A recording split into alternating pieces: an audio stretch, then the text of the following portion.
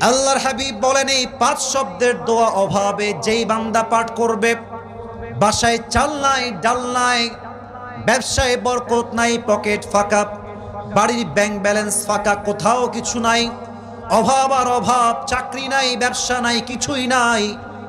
এই 5 শব্দের দোয়া যেই বান্দা পাঠ করবে, সঙ্গে সঙ্গে আল্লাহ রাব্বুল আলামিন তার জীবনের সমস্ত অভাবকে তার গায়েবী খাজানার থেকে দূর করে দিবেন। কোন সবাই সুবহানাল্লাহ।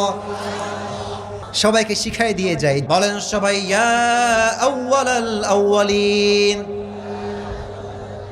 ইয়া আখিরাল আখিরিন, ইয়া যাল কুওয়াতিল মাতিন। শেষ শব্দের দুইটা দোয়া খুবই সহজ, so you have to answer me very loudly, আস্তে নয় জোরে বলবেন। সবাই বলেন ইয়া রাহিমাল মাসাকিন। শেষ শব্দের দোয়া আরো বেশি সহজ, বলেন সবাই ইয়া আরহামার রাহিমিন।